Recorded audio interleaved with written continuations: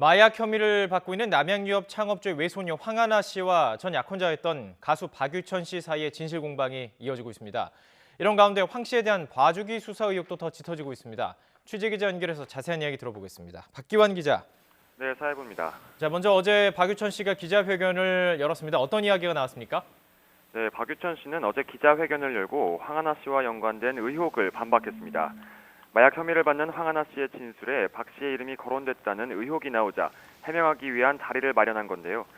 박 씨는 마약과 관련한 모든 혐의를 강하게 부인했습니다. 오히려 황 씨에 대한 보도를 보면서 본인이 오해받을 수 있다는 생각에 두려웠다고 심경을 밝혔습니다. 또 수사기관에 가서 조사를 받더라도 직접 설명하고 싶었다고 전했습니다. 박 씨는 현재 경찰과 조사 일정을 조율하고 있습니다. 앞서 두 사람은 지난 2017년 열애를 발표한 뒤 결혼까지 준비했지만 파혼했고 지난해 5월 공식 결별을 선언했습니다.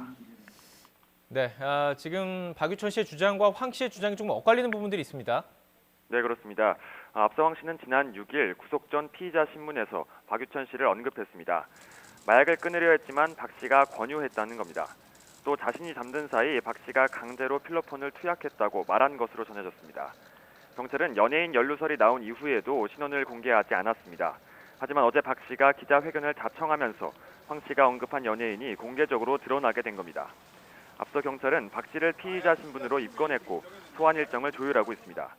양측의 진실 공방이 이어지면서 우선 경찰 조사 결과를 지켜봐야 할 것으로 보입니다. 네, 이 부분 외에도 황 씨에 대한 경찰의 봐주기 수사 의혹도 참 문제가 되고 있습니다. YTN 사건팀이 관련 문서를 확보했다고요? 네, 그렇습니다. 황 씨에게 필로폰을 건네받아 투약한 혐의로 기소된 조모 씨의 재판 당시 증거 목록을 확보했습니다. 예. 경찰이 수집한 여러 기록인데요. 황 씨의 이름이 첩보 수집 단계부터 참고인 조사 때까지 꾸준히 언급됐습니다.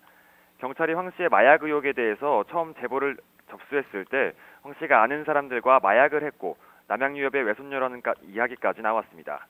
경찰은 참고인 조사에서도 같은 진술을 확보했습니다. 가장 결정적인 진술을 한 사람은 공범 조모 씨입니다. 조 씨는 경찰의 피의자 조사를 받으면서 황 씨가 자신에게 마약을 하자고 제안했고 또 함께 투약까지 했다고 말했습니다. 이렇듯 황 씨가 마약을 한 정황과 진술은 넘쳐났는데요. 경찰은 증거가 불충분하다며 불기소 의견으로 검찰에 송치했고 검찰은 무혐의 처분을 내렸습니다. 재벌과 봐주기 수사 의혹이 제기된 이유입니다.